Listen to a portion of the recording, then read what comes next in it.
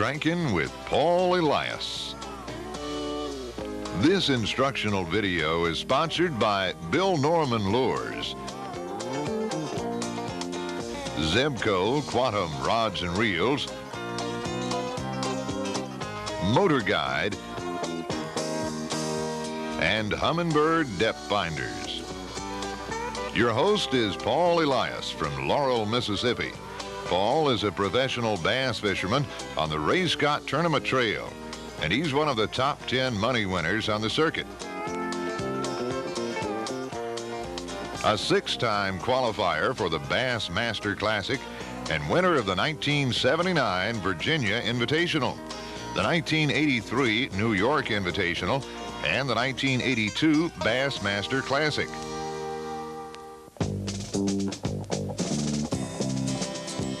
Now, Paul is known as the innovator of the kneel and reel style of fishing, and one of the most respected on the Bass Angler Sportsman Society circuit.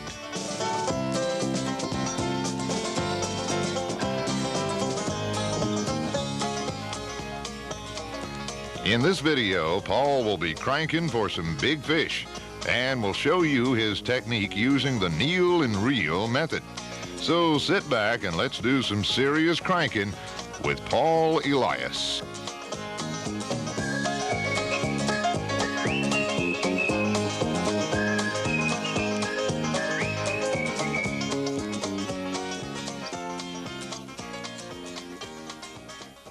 All right, darling. Let's go get them. Got some ketchup juice on there.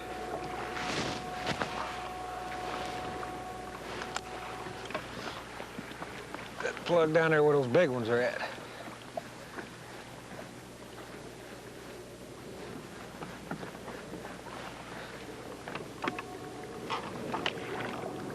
There she is. Boy, she's... There. Come on out of there. Come on out of there. Get up here. That got her out. That's a good fish. Boy, she got a head of her own. Whoa! Look at the size of that fish. God. I'm getting all excited here. That is a big fish. Woo!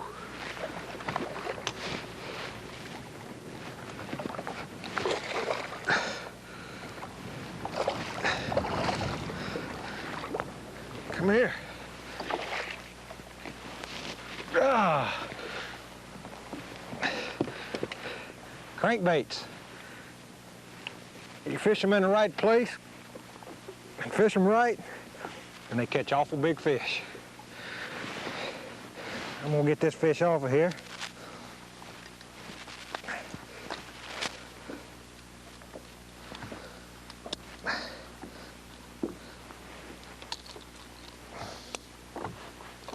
Boy, she was gonna eat it, and that's all there was to it. She had me in a tree down there. I'm glad I had that XT line on there. She'd have broke me off right quick. That is a big, pretty fish. Hi, I'm Paul Elias. You know, over the past few years, there's been a trend of fishermen going to longer rods. I feel like I'm one of the innovators of this long rod concept because of the way I won the Bassmasters Classic in 1982. I utilize the kneel and reel method of crankbait fishing, which lets a person get a crankbait down into a lot deeper water than he normally would. And what I intend to do during this video is show you the kneel and reel technique, the way you do it, long casts, and all the kind of equipment you need to do it with, and hopefully I'm gonna pass something on to you can use. Okay, and what we're gonna do now is go over the basic equipment that you need to use in order to do the kneel and reel crankbait method, or basically deep cranking. All right, the first thing we're gonna cover is the rod. This is a 7-foot rod. This is a quantum rod made by Zebco that I helped design, that is designed specifically for crankbaits. It's got a good limber tip that gives with the fish, which we're going to demonstrate during the video while we're catching fish. We're going to show you the reason we have to have that good bend in that rod. It's got to flex with that fish. Okay, this is a quantum reel. It's got a 5-to-1 gear ratio. You need this type of reel in order to make these long casts. Now, some people prefer spinning reels, open-face spinning reels. Those are fine. A bail type reel is fine if a person's more used to that, but he needs something that can really make a long cast with. Okay, now the line. As you see in this reel, the line, my line is green. All right, this is Trilene XT fishing line. It's 12 to 14 pound test line, whichever a person prefers, and it's green. The reason for that is because it's the least visible line there is on the market today. That's very important when you're crankbaiting, especially in clear water. So I always try to use green line whenever I'm crankbaiting. All right, to me personally, 12-pound test line is the best line you can use. But a lot of times when you're in thick structure or in big fish, you might want to go to heavier line. The thing to remember about the fishing line is that the lighter the line, the better action you're going to get on the bait and the deeper you can get the bait, which means a lot sometimes. Okay, now what I want to do is show you the knot that I use when I'm crankbait fishing. And what I'm going to do is go to a larger pound test line just for demonstrating purposes so you'll be able to see it better. Okay, now basically, a crankbait comes with a split ring attached to the bill of the bait, okay, to the eye of the bait. All right, the reason for that is good. That's because when you tie directly to that split ring, it still allows the eye of that bait to swivel in there where you can get your proper action out of your bait. But now, what I do is I remove the split ring for my personal fishing because I like to tie a loop knot on my crankbaits. So what I do, after I remove the split ring, I run the line through the eye of the bait, and I give myself plenty of line to tie this knot with. All right, now all I've done, I've run the line through the bait. I take my index finger, I point it right back at me, fold the line over my index finger, and I get a hold of the bill of the bait. Okay, I make 3 twists. 1, 2, 3. All right, that leaves a loop down here. And what you want to do is run this bait through that loop. All right, now you stay in contact with the back of that loop, and it comes into a figure 8. You can see the figure 8 right there. If you take and just hold the bottom loop of that figure 8 behind the eye, put your index finger over it where you've got some leverage to hold that line on there, this knot will slip right down close to the eye of the bait. Okay? You see that figure 8 there? Now what you want to do, when you get it down about that close, you want to wet it. Because when you pull a knot tight, if it's not wet, it burns the line. That's very important, very critical. You take 12-pound test, pull it tight without wetting it, and you probably weakened it down to 10-pound test on tensile strength. Okay, after you've wet it, unhook it from behind the eye of the bait, close the knot up. You've got a loop knot. It gives your bait plenty of action, and it's a very strong knot. Take it from me, I've caught a lot of fish with it. Okay, now we're going to talk about the types of baits you'd want to utilize in order to do the deep cranking method. Now, there's nothing more frustrating for a person that walks into a tackle store and he looks on a wall and there's a whole long wall of crankbaits down through there, and there's every color under the sun that you can imagine. If you want a pink crankbait with yellow polka dots and orange eyes, you can find it. And it'd probably catch fish sooner or later. And probably every crankbait on that wall, the color-wise, it would probably catch fish sooner or later. But if a man wants him a good selection of crankbaits, the best thing he can do is stick with the natural colors. Something that resembles what bass feed on. So you've got really 3 or 4 basic colors and basic forage fishes that fish tend to feed on. So that's what we're going to get into right now. Now, if you look at these crankbaits, we've got a pretty good color selection here, and we've got a size selection here. Now, basically, what you want to remember is fish feed on shad, which can be covered by all these colors right here. They feed on bluegills, which when you tend to get into your chartreuse colors. They feed on their own baby bass. You get a baby bass color. And then you got crawfish, your oranges, your bones, orange belly. Those basic things right there cover pretty much what a fish tends to feed on. So if you've got those colors, you're set. And what I would recommend is instead of going into a store and buying one color a dozen different colors, go in there and have yourself 5 or 6 colors and get you 2 or 3 or 4 of the same colors where you've got them in case you lose them. Because when you're crankbait fishing, you have to throw these baits into the same type of structure you throw worms and everything else in, so you're going to lose some. So get yourself some colors that you got confidence in and get you a good little old stockpile of them where you got them when you need them. All right, now when you've got a color selection that you feel comfortable with, when you get out there and start fishing, you need to know what that bait's doing underneath the water. Now when you take these big diving baits, like this bait right here, it's got a big bill on it. Okay, now the way to tell, that's a deep diving crankbait. And the best way to tell a deep diving crankbait is the bill of the bait protrudes directly from the nose of the bait, practically straight out. You take a shallow running bait, such as this right here, you see how you've got an angle. Of course the bill's smaller because it's a shallow running bait, but you've also got an angle that bait's coming out on. Now a lot of baits are more pronounced than that, but this would be a shallow running bait, this would be a deep running bait. Okay, now the reason that I like the deep running baits more, and basically my main reason for using these baits is because, like I said, we're fishing these baits in the same type of structure we're throwing worms in and everything else. So this bill acts as a weed guard on this bait. When that bait's down there running through the water, it's got this action here. It's tied right here, so the first thing that thing does, it runs in here, and when it hits a limb, the bill hits that limb. And it wobbles on that limb till it finds its own natural way over that limb while you're pulling it, and it jumps down here, and it runs on through, and it hits another limb. So this thing is basically, it's weedless in a way. It's got 6 hooks on it.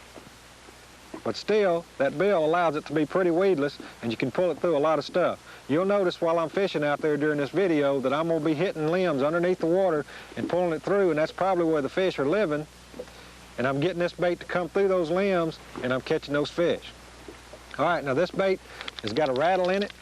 It helps to attract fish. The noise helps to attract fish. Okay, we talked about the forage fish, the colors, why the fish hit certain colors. Okay, there's another thing. Fish have scent, and they go by scent to feed. Now, there's been a lot of controversy over fish formulas and smells and things that people are putting on baits, and everybody wonders if they work or not. Well, I really believe in them, and you'll see today that I'll use them religiously out here on the water because I believe that it helps. Fish have a strong sense of smell. Big fish have a stronger sense of smell than small fish. I found fish formula produce very well. I use it on my crankbaits, I use it on my worms, I use it on everything. I believe that it works. Okay, there's a couple of basic things that we need to go over, and then we can go fishing. All right, basically when you're deep cranking, you're fishing structure. And a lot of times you're fishing open lake structure. And most of the time when you're fishing open lake structure, it's windy. So the only way that you're going to stay on your fish or on the spot that you're trying to fish is through the aid of a structure marker. Okay, now basically what this is, you get out there and you locate your structure and you drop this marker buoy down so you can stay right on top of where you're trying to fish. Now we're going to demonstrate this out there on the water, but it's a very important tool. All right, probably one of the most important things you got, just as important as your riding reel and your baits, are your depth finders. Here you've got a Humminbird flasher unit, a graph, and up front we've got the new LCR 4000. Now all these are very important in finding fish and locating structure to catch fish out of.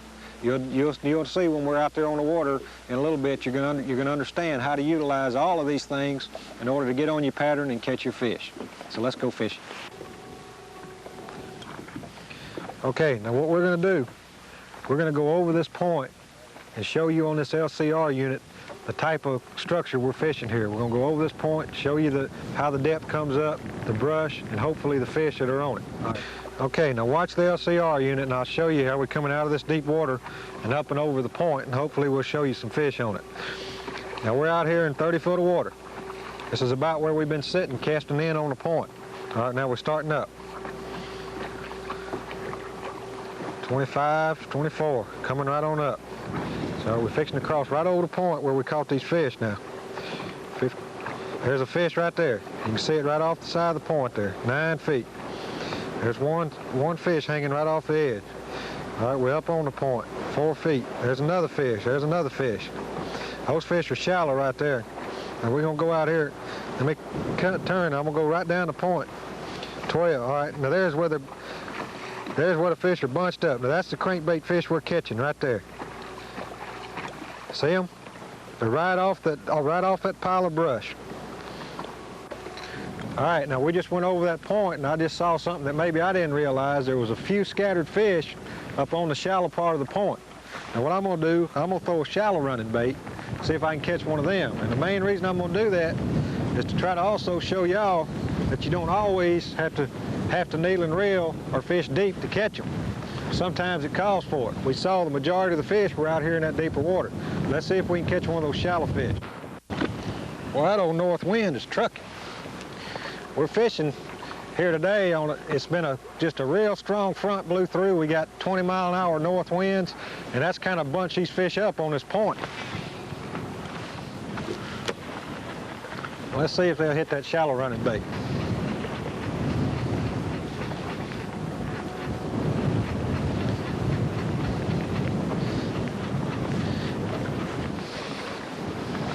One more try. I know we can catch them on a deep bait.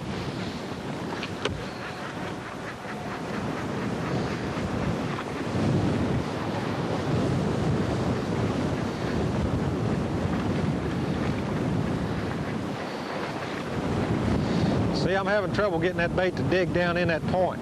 That's one main thing about a crankbait. They like for that bill to be digging down in the bottom. Possibly that's why I can't catch one on this shallow bait. I'm gonna try it one more time and I'm gonna go back to the deeper bait. Oh, there, he hit it. See, right up, he was right up on the shallow part of that point. Boy, he's a good one too. I thought it was a pretty good one when we went over with a depth finder. That's why I wanted to fish for him. Yeah, that's a real good one.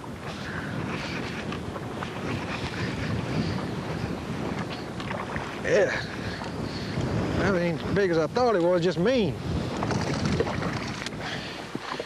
See, now she was sitting, whoops. She was sitting up on that shallow point. There you go. We saw 3 fish up there. The depth finder showed us 3 different fish that were on that point shallow. It showed the whole lot of them out there 15 feet deep. I'm gonna try this shallow running bait again. Get it right over at the shallow end of that point. I felt that bait bump bottom when that last fish hit it.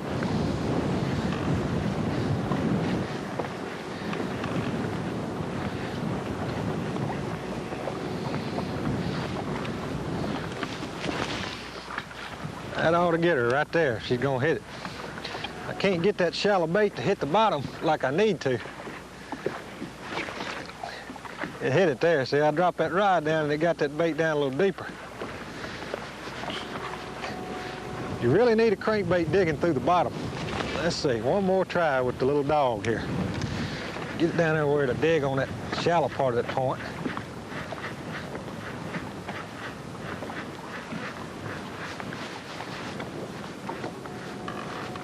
There she is. Yeah. Oh boy, she's a good one. See, look at the tip action in that rod now. That fish make those lunge. You don't have to worry that much about it. I see that's a 4-pound fish. Really nice fish.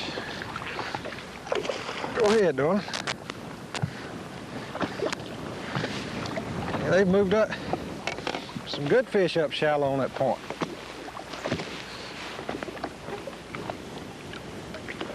There we go. Boy, seems like the ones up shallow are feeding more vicious than the ones down deep. They're really attacking that bait.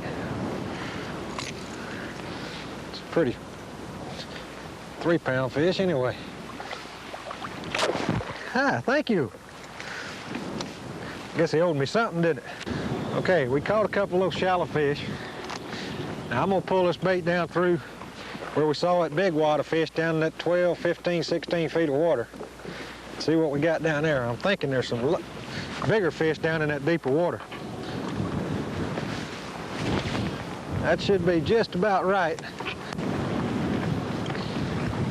I'll catch one of them real deep ones this time. Right there. Golly. Oh no, she got in that tree. Get out of there.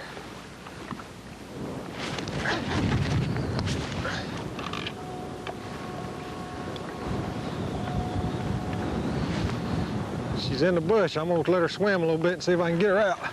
There she goes. Oh, she got back in it again. So yeah, that's the line. I got 12-pound XT on here. Now she might break it because it's a pretty good fish and she's in that bush. Hopefully I'll get her out. There we go, I got her. Boy, that's why you need that extra tough line. You take a fish this size, she ain't real big, but you take one that size right there. Look, now look here. Show you she was in a tree. Look what she's got on her. Look at my line. Now tell me, now look at here. This is a perfect example. Tell me that fish wasn't doing some damage on that line. She done had it wrapped up all in that brush. Look, it's cut through the brush and everything. That's tough on line. Now I'm probably gonna have to retie. You always gotta check. But I was lucky to have that fish. You know, I could have broke off in there. It wouldn't have been the line's fault. That extra tough line held up. Nice fish.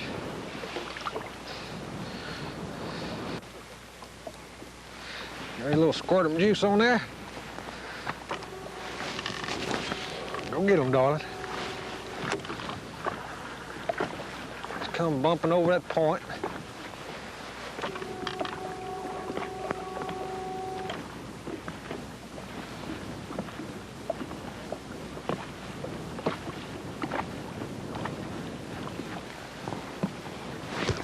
There she is. Down there deep.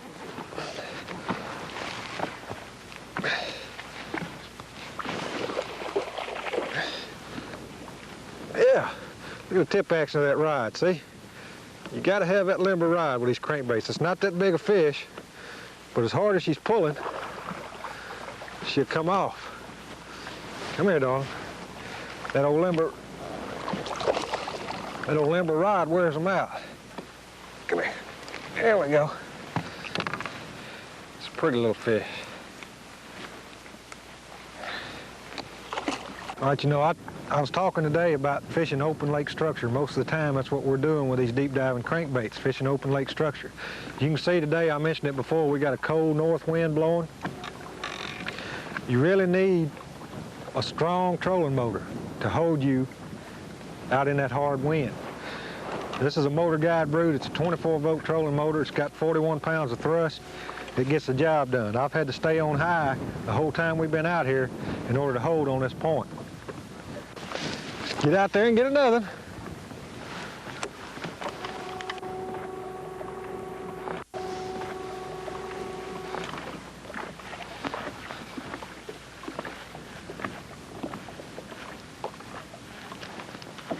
There she is.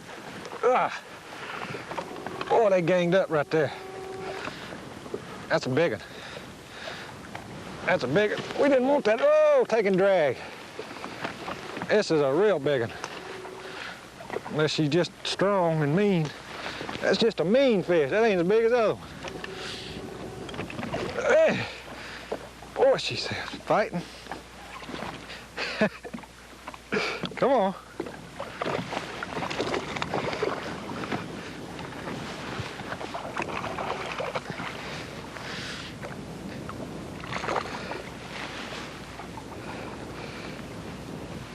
Just about did it. And you see that fish? One hook in that fish's mouth, just barely threaded through. That's the whole difference of this longer rod and that limber action. When you got that limber action, it'll give and that fish won't rip the hooks out near as bad. Anytime you're throwing a crankbait, you're gonna lose fish. It's just, you got small hooks here and you're catching big fish. But with this limber rod and a loose drag, you're gonna save a lot of them. There's some squirtum juice on there. Go get them. With some north wind blowing, out in the open here, it's kind of hard to stay and you wanna These fish are bunched up. You want to know right where you're coming through so you can get right back on them. A lot of times, I'm coming over that point right now. A lot of times if you don't hit right on top of them, they won't come get it, especially on a cold day like this. We've just had a northerner blow through. I missed them that time. Let's see here. Zero in on them. Leave her right in there. There she is. Whoa, boy, that's a mean one. Oh, she hung me up. There. Maybe she's not as big as I thought. Yeah, she's pretty good. I gotta stay right here. I'm gonna put that buoy marker in there where no, it's not that big. She was hung up. But I know right where I threw now.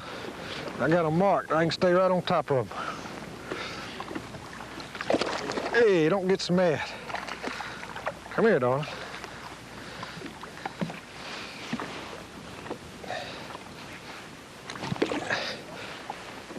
You want to respect these crankbait hooks because they do hurt, especially when they got a fish flopping on the other end of them after they're in your hand.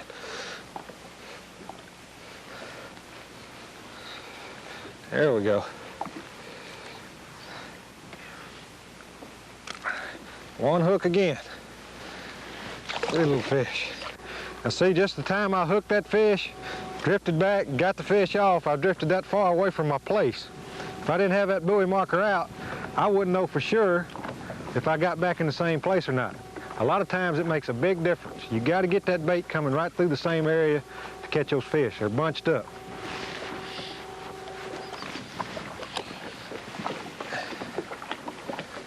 Give them some more juice.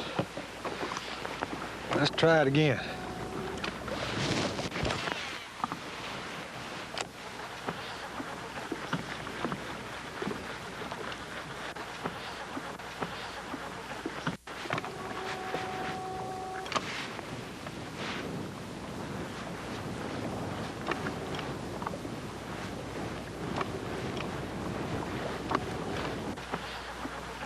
Whoa!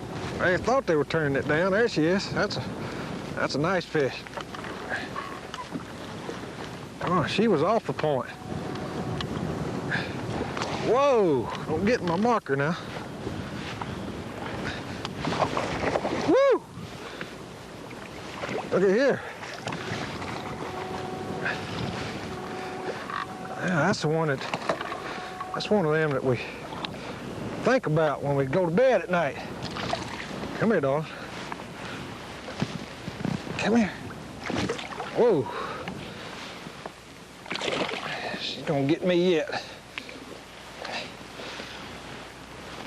Not gonna. There we go.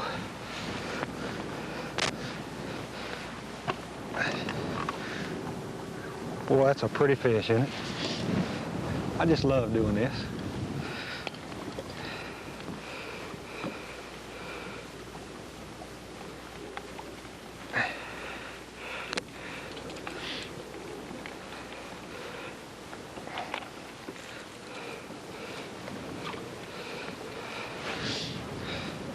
What do you think?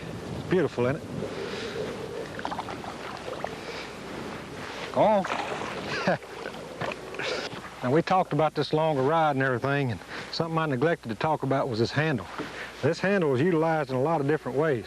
A lot of times you want to make a two-handed cast to get that distance, but it also gives you a good brace, especially when you're fighting a fish or when you're doing this deep cranking all day long. If you'll notice, or been noticing throughout the film, I've got that handle right here, and it's resting against my side, and it really helps when you get a fish on there, especially a big fish like that right there. There she is. Boy, really helps to utilize that rod right in there to give you some more backbone. There she is.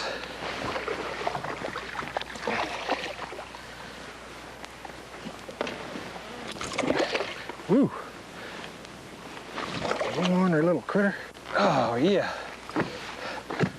Folks, y'all remember, crankbaits are like a good old hunting dog.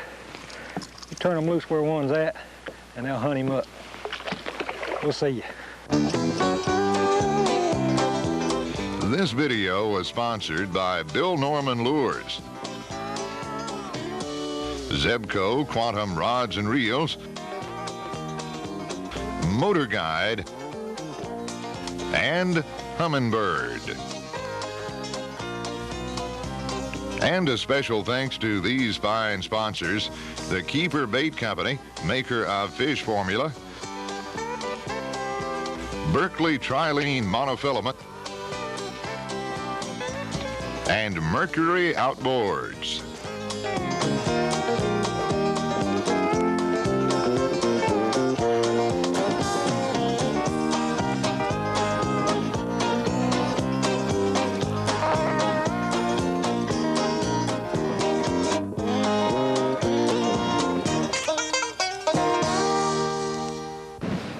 I just love doing this.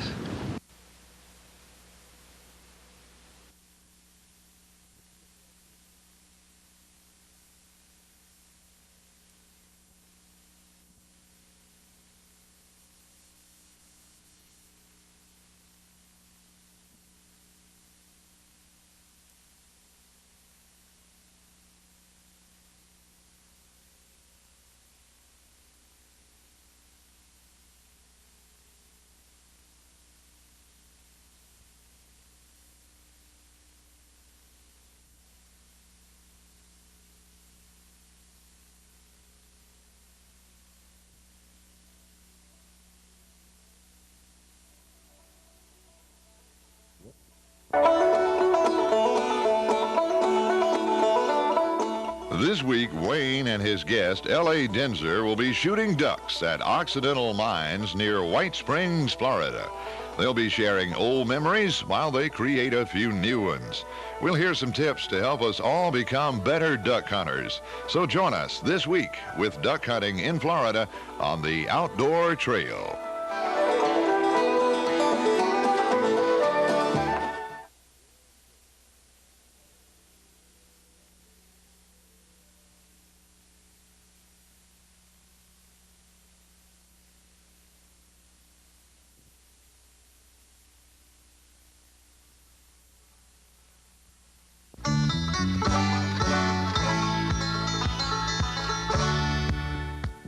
This week, Wayne's guest, Carl Logan, will help us to choose the right rod and reel for the type of fishing we like to do.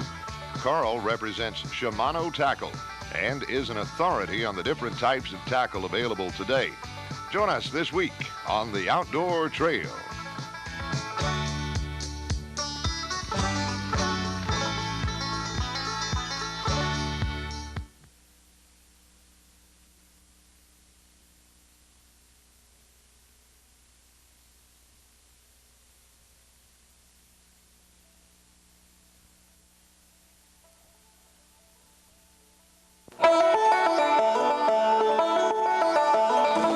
This week, Wayne will be dog hunting with the fellows at Thompson's Pasture Hunting Club in South Georgia. We'll see the traditional old-time style of deer hunting using dogs to drive the deer to the hunters. This very exciting style of hunting is known to relatively few deer hunters. Join us on the Outdoor Trail.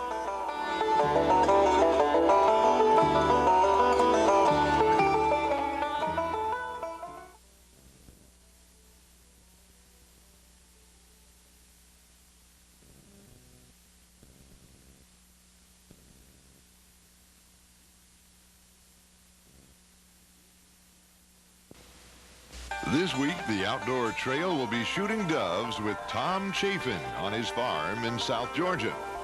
Mr. Tom has been shooting doves in this area for many years and is truly one of the best. He's especially known for his ability to have birds on a regular basis. Doves are known for their erratic flight, especially during hunting season. Join us on the Outdoor Trail.